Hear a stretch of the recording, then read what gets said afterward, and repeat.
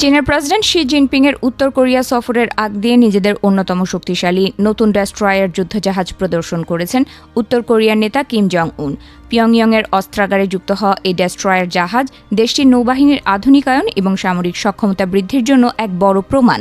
চীনা president Xi জিনপিংয়ের সফরের সময়টায় উত্তর কোরিয়ার নতুন ডেস্ট্রয়ার যুদ্ধজাহাজ প্রদর্শন আন্তর্জাতিক অঙ্গনে ব্যাপক আলোচনার জন্ম দিয়েছে।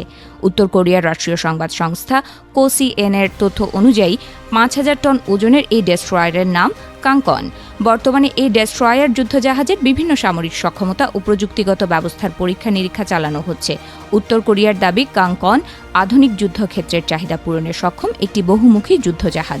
এর সবচেয়ে গুরুত্বপূর্ণ বৈশিষ্ট্যের মধ্যে রয়েছে উন্নত ভার্টিক্যাল লঞ্চ সিস্টেম, যার মাধ্যমে বিভিন্ন ধরনের ক্ষেপণাস্ত্র নিক্ষেপ করা সম্ভব। এটি ব্যালিস্টিক ও ক্রুজ ক্ষেপণাস্ত্র বহন করতে সক্ষম। ফলে উত্তর কোরিয়ার নৌ অভিযান পরিচালনার সক্ষমতা উল্লেখযোগ্যভাবে বৃদ্ধি পাবে বলে মনে করা হচ্ছে। সমুদ্রপৃষ্ঠের পাশাপাশি পানির নিচেও যুদ্ধ পরিচালনার উপযোগী করে ডেস্ট্রয়ারটি তৈরি করেছে উত্তর কোরিয়া। জাহাজটি শত্রুপক্ষের যুদ্ধজাহাজ ও সাবমেরিনের বিরুদ্ধে অভিযান পরিচালনায় সক্ষম বলে দাবি করেছে পিয়ংইয়ং। এজন্য এতে পানির নিচে হুমকি শনাক্তকরণ প্রযুক্তি সংযোজন করা হয়েছে। উত্তর কোরিয়ার রাষ্ট্রীয় গণমাধ্যমের দাবি কংকান যুদ্ধজাহাজটি পানির নিচে ব্যবহৃত অস্ত্রের কমান্ড ও নিয়ন্ত্রণ কেন্দ্র হিসেবেও কাজ করতে পারে। পাশাপাশি শত্রুদের সাবমেরিনের গতিবিধি পর্যবেক্ষণ ও তথ্য সংগ্রহেও এটি গুরুত্বপূর্ণ ভূমিকা পালন করবে। তবে জাহাজটির যাত্রা শুরু হয়েছিল একটি বড় ধরনের দুর্ঘটনার মধ্য দিয়ে।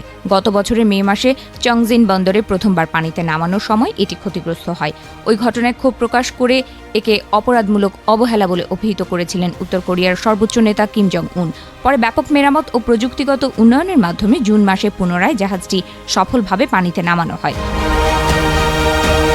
মেরামতের পর জাহাজটিকে আরও শক্তিশালী বর্ম, উন্নত আকাশ প্রতিরক্ষা ব্যবস্থা এবং আধুনিক বিমান বিধ্বংসী অস্ত্র সংযোজন করা হয়েছে। এর ফলে যুদ্ধক্ষেত্রে জাহাজটির টিকে থাকার সক্ষমতা এবং প্রতিরক্ষামূলক শক্তি আরও বৃদ্ধি পেয়েছে। বিশ্লেষকদের মতে কংকান উত্তর কোরিয়ার বৃহত্তম নৌবাহিনীর আধুনিকায়ন কর্মসূচির অংশ। দেশটি ইতোমধ্যে ৫ বছর মেয়াদী প্রতিরক্ষা পরিকল্পনার আওতায় একই শ্রেণীর আরও কয়েকটি ডেস্ট্রয়ার নির্মাণের পরিকল্পনা করেছে।